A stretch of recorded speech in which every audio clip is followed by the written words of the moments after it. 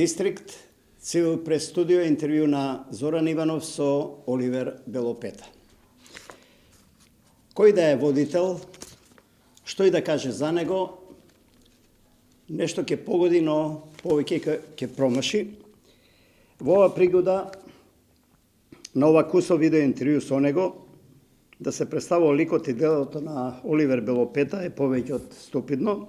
Нема кој не го знае и кој бар по нешто не знае за него. Најнакусо, еве што Википедија, например, на македонски запишала за Оливер Белопета: скопјанец, музички работник, основач на меѓународниот престижен Скопски джез фестивал, радиоводител, музички критичар, член на одборот на Европскиот форум на фестивалите на музиката на светот.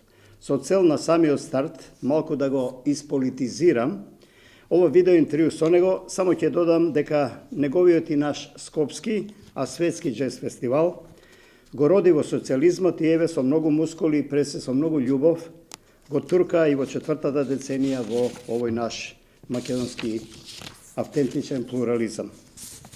Оливер Белопета, добре дојдете во Дистрикт на Цивил прес студио. Ова Белопета е српско презиме?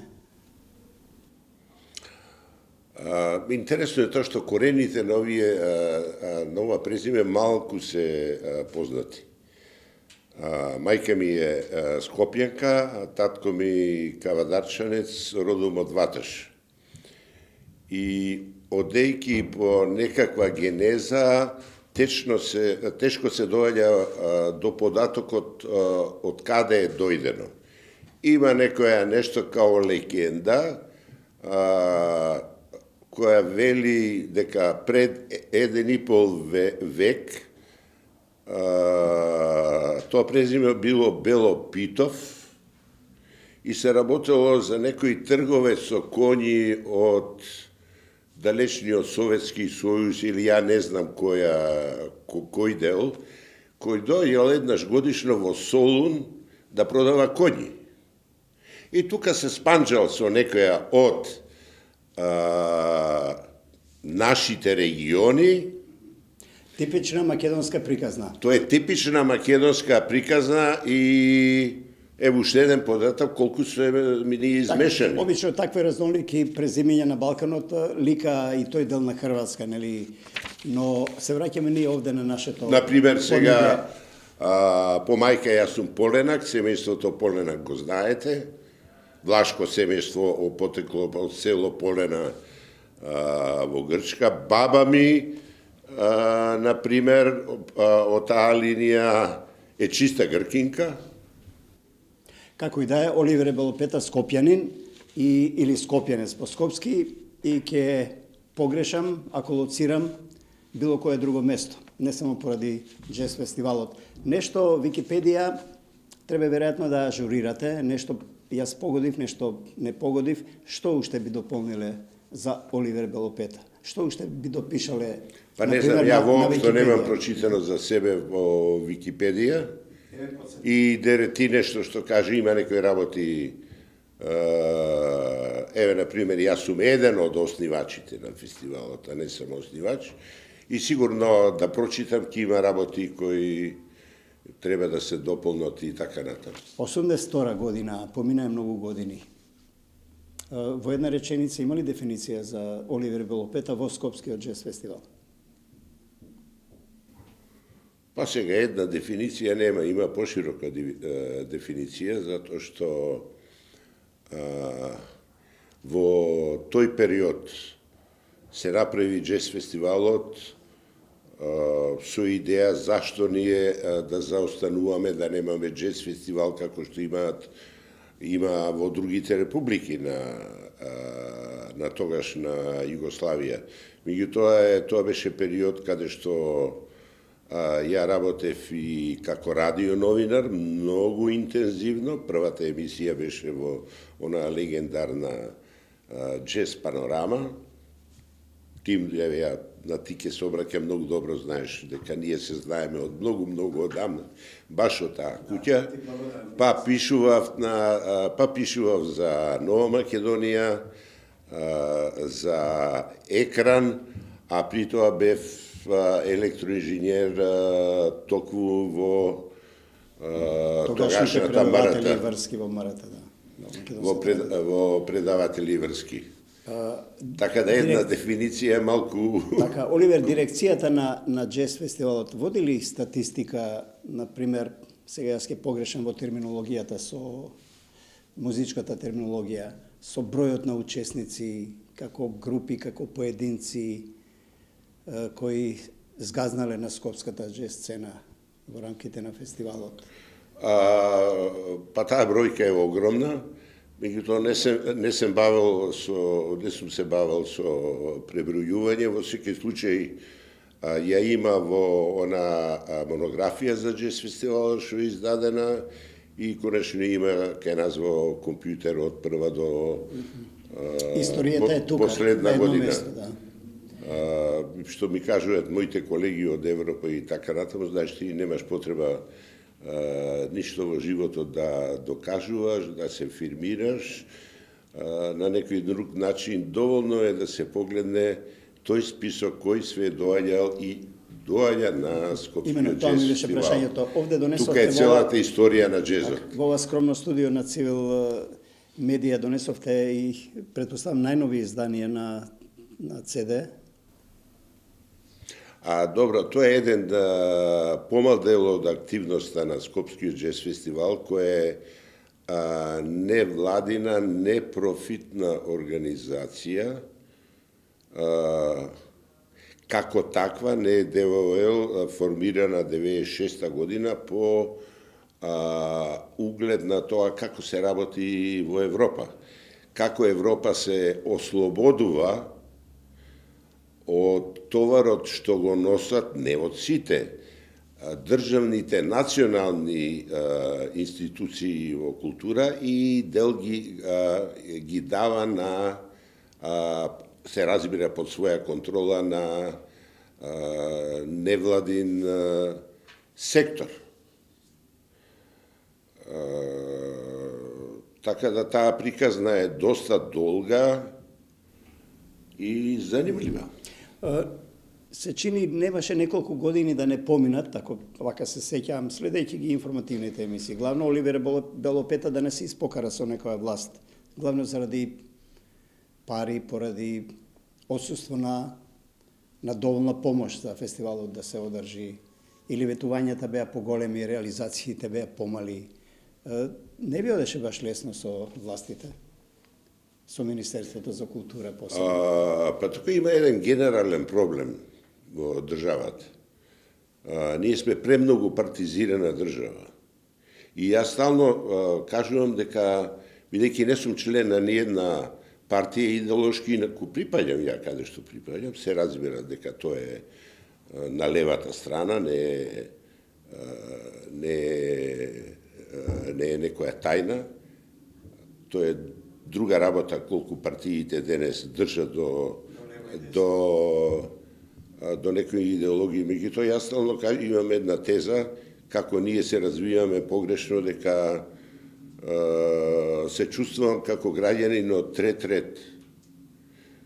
Подобро е и повеќе бидеш и заштитен и ќе ти бидат повеќе работи достапно, дури и да си член на опозиција, него на власт. Меѓутоа, една од тајните на долговечноста на фестивалот е токму тоа. Затоа што, например, ако еве јас бев ВМРО-вец, пример, у времето на Груевски ќе стигнеше од кабинетот наредба, ајде да примиш на работа, колку сте вие тројца, ајде примери уште 10 луѓе, ќе земеш од електродистрибуција струја, од македонски шуми и така натаму. Тоа се случи со Охридско лето, се случи дури и со Струшки вечери на поезија, а таков број на луѓе, ајде ќе ти обезбедат, например, плата, мислам, тие само може да штетат во организацијата. Не, кажувам... Станува нефункционална организацијата. Станува нефункционална.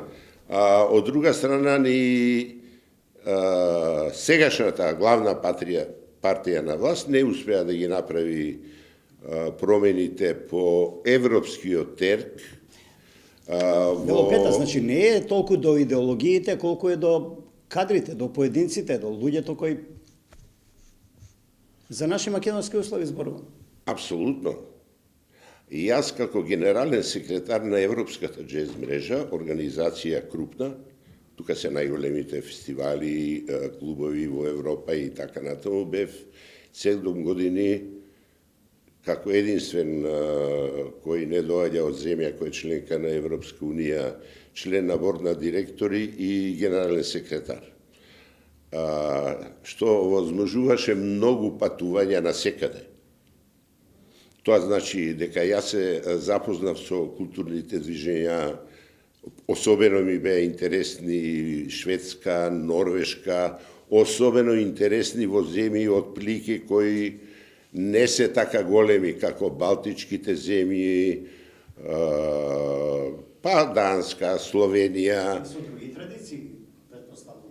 И со други традиции сум гледал сепак, иако нема еден базичен некој закон или било што по која се движи културата Европа, правците сегде кај што се движат во членките на Европската унија се познати. Кај нас е, например, малку познато дека негде 2003 или 2004 година овде имаше комисија за култура од Европска унија адекватна на онаа на Прибе. И таа даде свој задачи кои... Ке позборуваме и за политиката и за актуалната политика.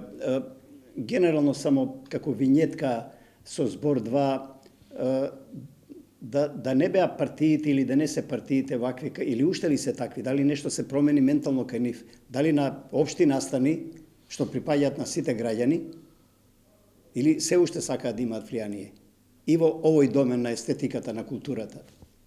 Кое е чувството на това? Дали малку се култивизира партиите, тоа е прашањето. Вака како граѓанин квалификуван прашање. Напротив, отидо у комплетно друг правец.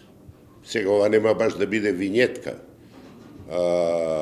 Тоа е мојата теза која ја научив од искуствата на другите земји поединечни.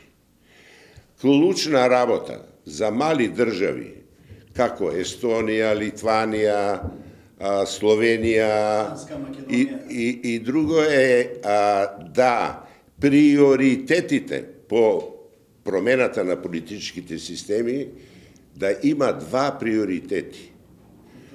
Култура и образование. Тука не велам здравство. Здравство доаѓа после. Економија, тоа доаѓа после. Зошто? Прво, без добро образование не можеш да имаш ни добар ни политичар, ни доктор, ни менаджер. Какво образование имаше, например, Финска? А какво има денес образование? Финска беше до пред 20 години тоа што беше Косово за Македонија. На тие теми, но толку ли е тешко тоа да се... Исто и културата. Значи, инвестирање. Зошто? Затоа што потребно е за добар инженер, за добар менаджер, кој ќе води економија, за добар доктор, да имаат добра општа култура и првокласно образование.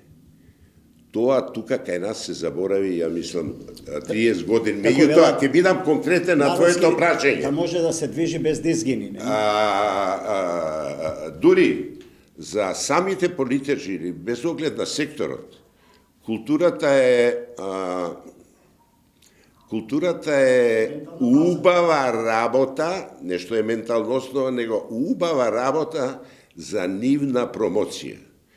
Ако направиме споредба со 90-тите години и, еве да кажеме, последнава деценија на политичарите, ние 90-ти години имавме политичари со висока општа култура. Така е, не можеше секој да биде ни пратеник, ни министер. А денес е сосем спротивно.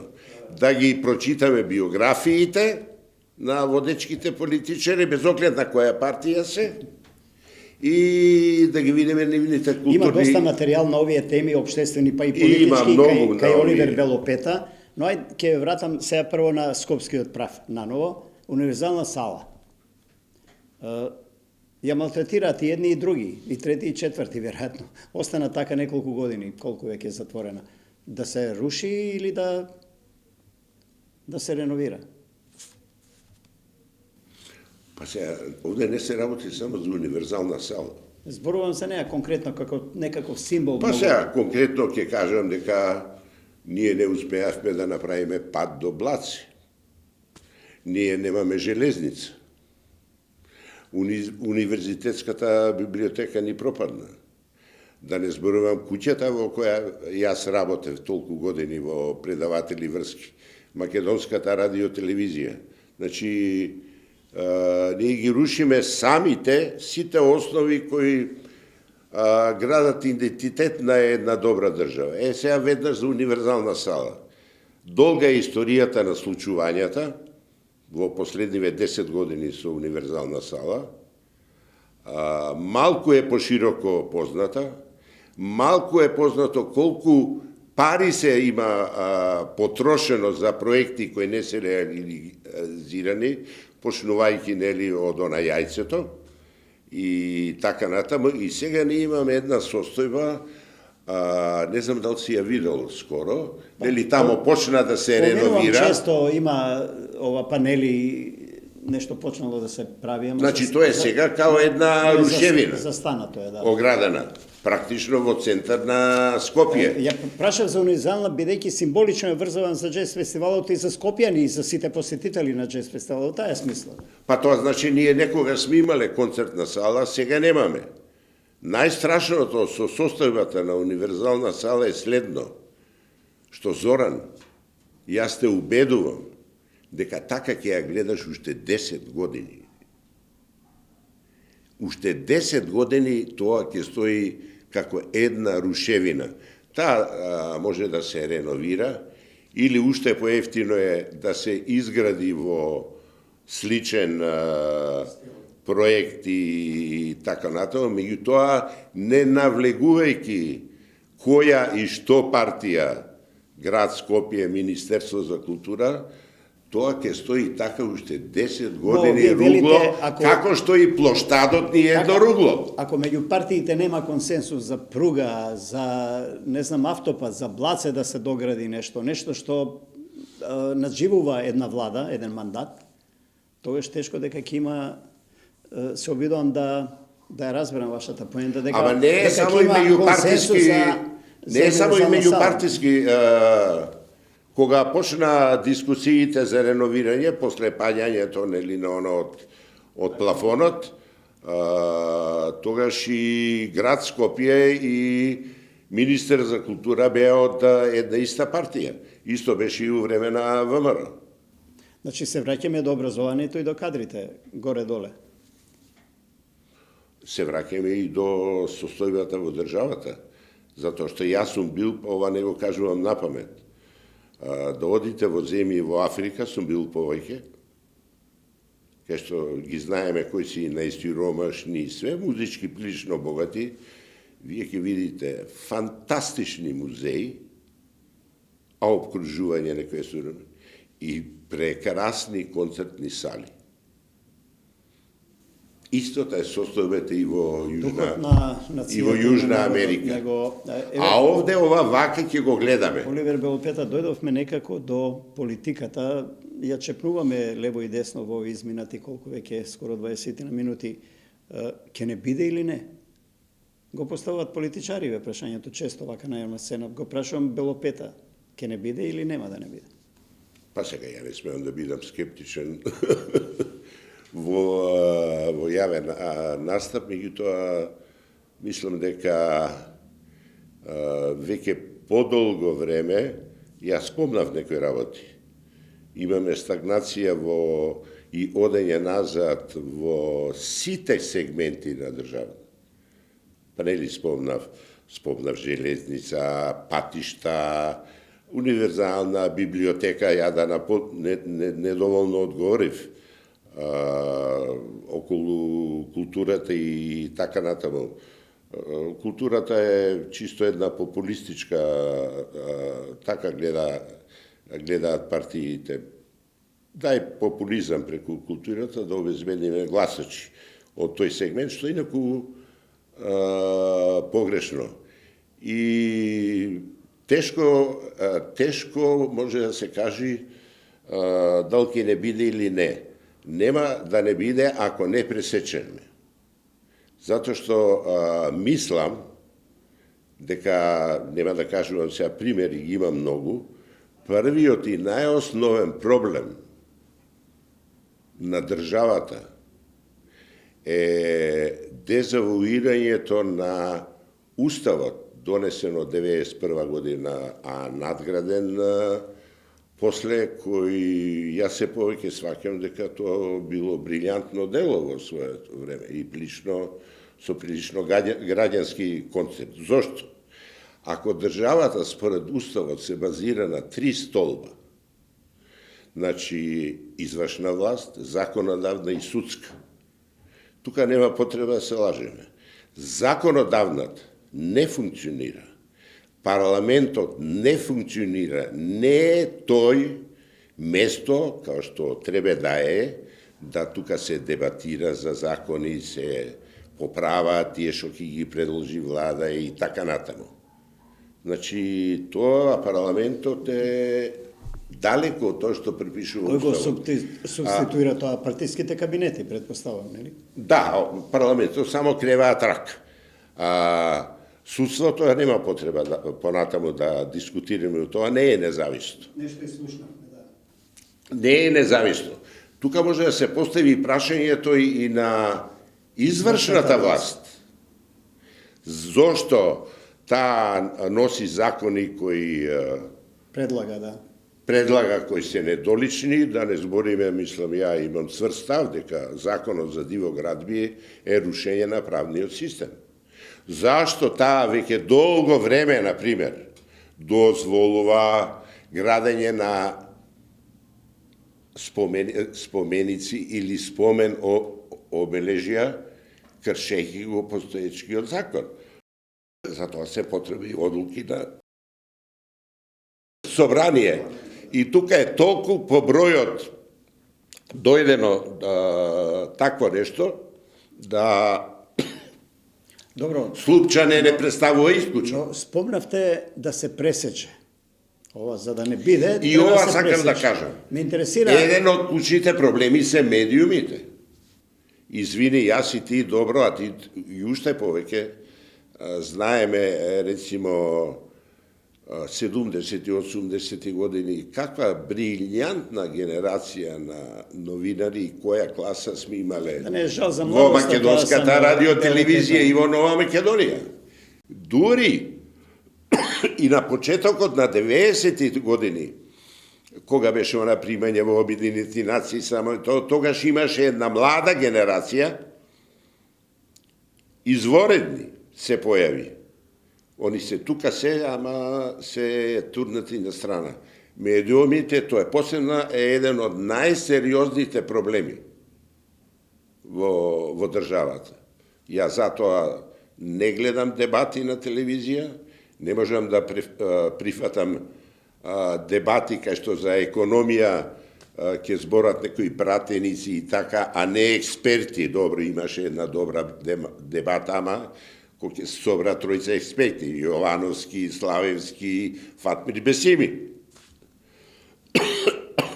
Да не збориме за проблемот со Бугарија, со историјата, кој све зборува и што се дозволува практично во последно време на некој начин рехабилитацијата на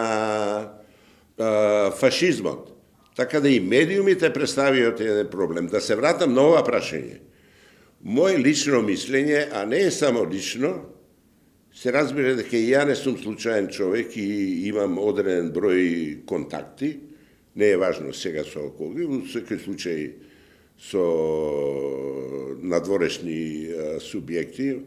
Моje убедување беше дека 2017 година, кога дојде до промената на власт,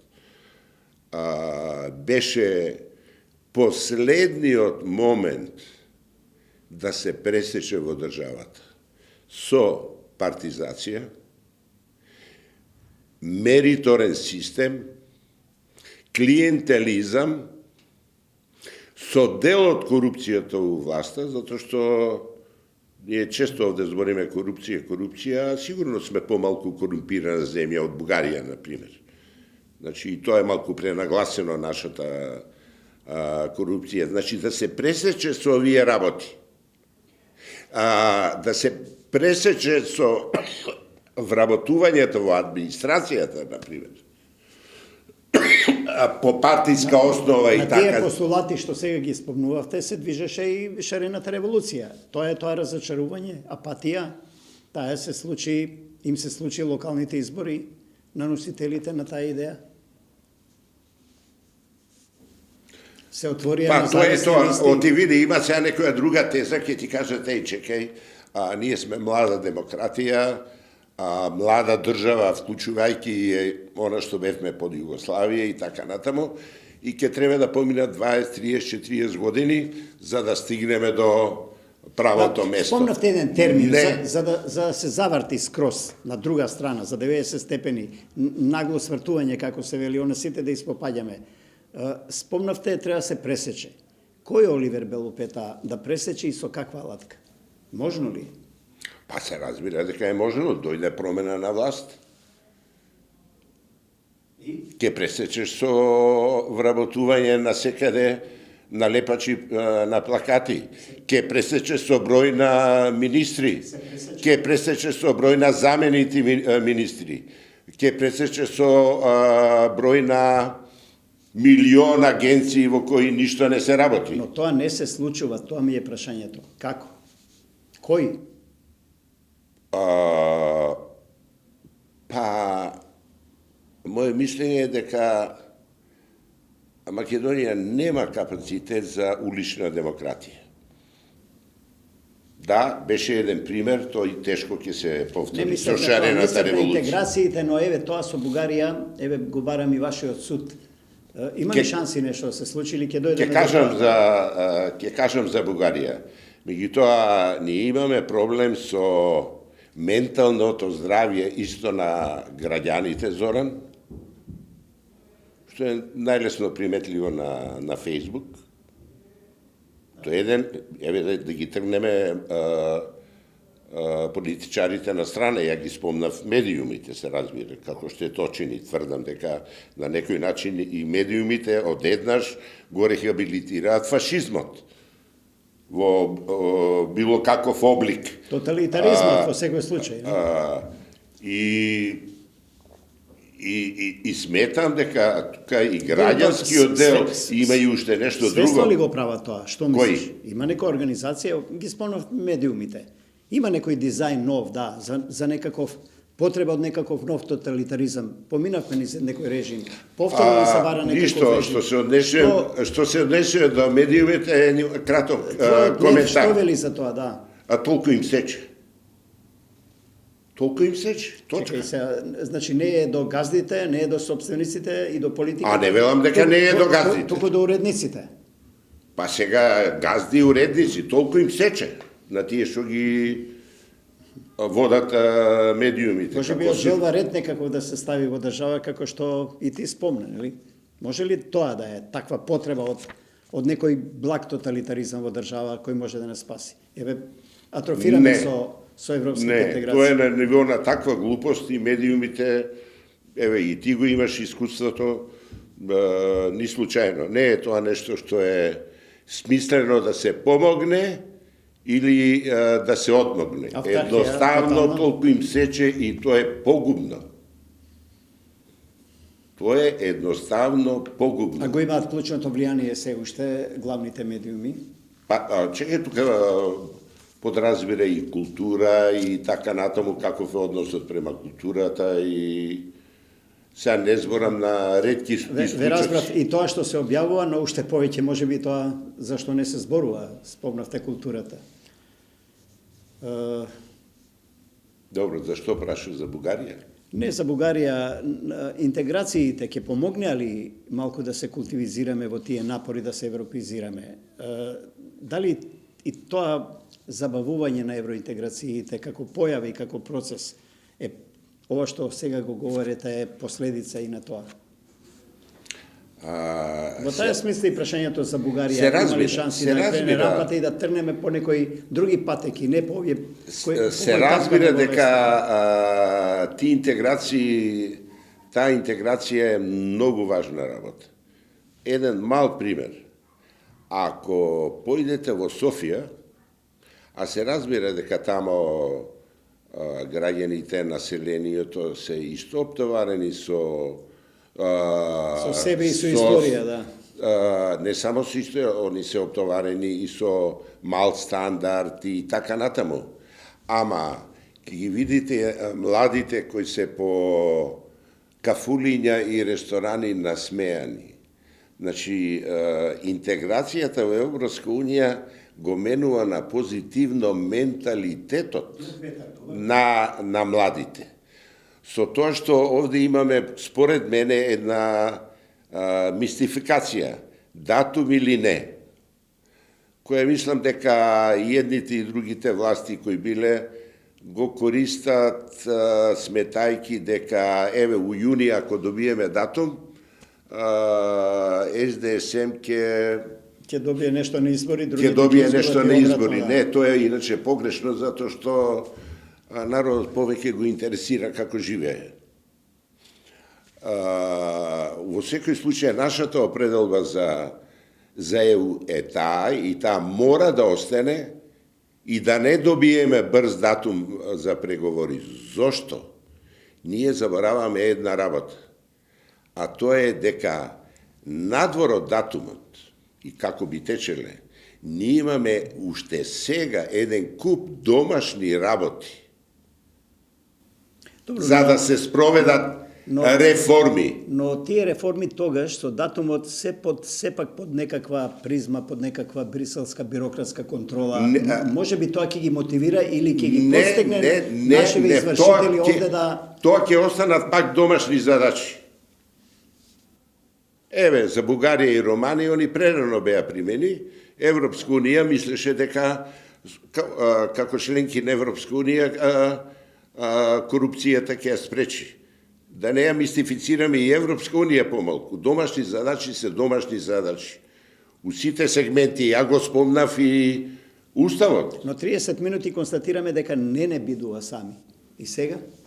Па сега, знаеш како, тука може да се доведе прашање и нашиот државен капацитет. И ја, например, овде гледам дека младата генерација е страшно идеолошки и секако конзервативна, за разлика од други земји, па еве и на Балканот и пошироко. Да не зборувам за Словенија. Така да, може би еден мој драг пријател, редовен аналитичар, писна јазик, може да е во право кога вели дека под прашање е доведено македонската нација, од нас самите. Кога ќе се види каква е поделеноста во македонското ткиво, кога ќе се види дека, например,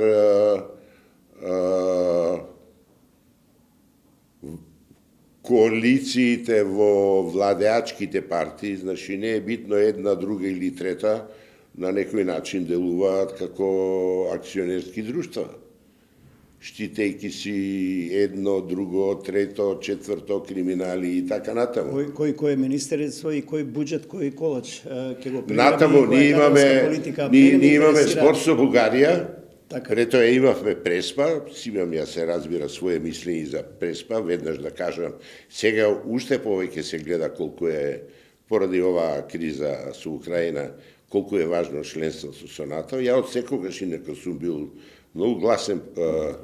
Оливер Белопета сака да каже дека таа инвестиција со Северна е исплатлива за Македонија воопшто. Апсолутно, апсолутно. Ја секогаш сум бил присталица на например, Северна Македонија, и нема ништо спорно у географскиот. Имам само у Преспа, лично имам некои забелешки на некои точки од тамо, член 7, околу некои именувања и така натаму. Тоа е во делот на компромисите. Битно е тука јазикот и тоа да не се чачка, оти грците немаат територијални претензии према нас. Ова со источниот сосед, во два-три наврати го спомнуваме, е ли Белопета оптимист дека може нешто да се смени во таа бугарска историско-политичка матрица за теми кои не се релевантни за Европа и за Европската унија и за ова време? Во таа смисла, Прво, не имаме има ли шанси? Проблем со нашиот дипломатски капацитет. Дали на клучните места имаме луѓе кои се државници, во полна смисла на зборот, какви што сме имале во историјата. Да не зборувам Киро Глигоров и има и некои... И пред него, да, и по него. Има и некои други примери. Затоа што ние имаме сега една ситуација кај што, како прво, зашто да не го кажемо тоа отворено, министер за надворешни работи сепак имаме човек со друго национално чувство. А да не збориме што е без квалификации еднакви на нула. Мислиш дека тоа национално чувство влијае во овие релации? Па сигурно, тоа се гледа и по неговото делување на Османи, например. Да, но дипломатија е чиста технократија. Позициите се одмеруваат, се местат камчињата, ако некого бива, ако него бива без оглед на припадност. Па да, ама кај нас и кога не ги бива, ги држат, не може да бидат сменети. Османи и тој како да крева раце нешто, со последните изјави деновиве му се дека до јуни, ако не добиеме, ние со Бугарија веќе нема што да разбереме. Да, ама чекај, мисля, професионалноста е една работа, ама ако кажав за уставот и на законодавната власт, мислев и на една практична ситуација, секој устав не можеш све да изнапишеш. Во уставот нешто има и смисла од некои работи кои произлегува. Па види се, нека напишат во уставот дека ние сме држава со два премиери и дека едниот на другиот у владата не смее да се меша. Ова е визиви она што го кажа за... Многу ми е жал што многу некако, да, ве пречи. Она што го кажа визиви Бугарија. Меѓутоа за Бугарија, јас ќе кажам нешто. Една е приказната со Преспа и со грците. Да не заборавиме дека договорот со Бугарија дојде 2017 година во август. За таков договор за пријателство немаше никаква интервенција од Запад, Исток или така натаму. Тоа беше договор инициран меѓу двајца луѓе, според мене, со сомничави мотиви. Затоа што уште тогаш се знаеше дека тој договор, а Преспа тек требаше да следува, ќе отвори Пандорина кутија. И отвори. И сега имавме во тој договор, нашиот премиер почна да зборува малку на бугарски, почна да ги нарекува браќа. Браќа не може да ни бидат, затоа што ние сме живеели у Југославија и сега тие, у таа заедница е нормално тие да ти бидат браќа албанци, роми, власи и така натаму, срби, не случајно хрватите, не се... Добро, еве на пописот излегува 3504 бугари во Македонија. Па добро, толку има, толку се чувствуваат. Меѓутоа, зборот ми беше, веќе тој договор е штетен. Имено. Ние ги знаеме бугарските позиции. Знаеме и нивната црвена линија која е испишена во собранието, нивно. Па јас не можам да потпишем, извини, договор со Бугарија за пријателство, каде што јазикот не ми се спомнува, него вели официјален јазик. Со тај нивна декларација и невозможно никој ништо да потпише, но ајде декларација е се уште... Ама мора и ова да го кажа. Мислам, сега не може ние да гледаме со месеци на телевизија и тие што не треба тоа да го бранат, го туркаат, бугарите да влезат како без оглед во која фаза, на почеток, при крај, како конститутивен народ. Ке има уцени таму. Значи, бугарите не може да бидат конструктивниот народ во малцинство во уставот. Не случајно се тука, во нашиот устав, албанци, роми, срби, нема хрвати, нема то ни зашто да се конститутивени или словенци, па власи, бошњаци, турци. Сакаш да кажеш, Тоа е логика. По традиција тука што живееле со генерации, нели? А не и која ја граделе државата. Имено. Привршуваме, за жал, малку изгазивме повеќе од времето, но сепак Оливер Белопета ќе има, како се вика, мала привилегија и дистрих, и цивил, но и самиот Белопета. На крај, вчера, денеска почнува најавена блокада во собранието од опозицијата за да се испровоцираат предвремени избори. Ни требат ли предвремени избори? Односно, што би добиле кога би имале брзи нови избори? Што мисли Оливер? Па еве уште една будалаштина со која ние се занимаваме. Не само у ситуација на економска криза, која засега владата се справува со економската, колку што ја можам да пратам добро. Меѓутоа, мислам, што има тука да се зборува? Предвремени избори се случуваат со два механизми. Едниот е да, тоа е и привилегија, ако се одлучи, на власта, значи на парламентарното мнозинство, да распише предвремени избори, оценувајќи дека ќе ги добие и дека на тој начин си го пролонгира мандатот. Ако се навратиме на историјата, не знам дали ќе има време и ова да упадне, во 98 година, кога беа изборите, и во 2006 тогаш беа премиери Бранко и Бучковски. Иако беа советувани, јас знам од каде, ако 6 месеци пред изборите направеа предвремени избори, ќе ги добиеа, нема да ги загубеа изборите. Да не влегувам. Значи, предвремени се привилегија на власта или, втора варијанта, ако поради некој случај, нели имаше таква најава на крајот на минатата година, дојде до распаѓање на парламентарното мнозинство. Трето не може да биде желба на опозиција. Јас само ќе го кажам ова како реагирав на крај на минатата година, кој изгледаше дека ќе се распадне парламентарното мнозинство. Јас ви реков на сите, аман уште едни избори. Тука не беше украинската криза и економските последици. Па ние 6 месеци ќе запре све у државата, ќе се трошат пари на овако и одиме наместо напред по реформи, одиме назад. Така.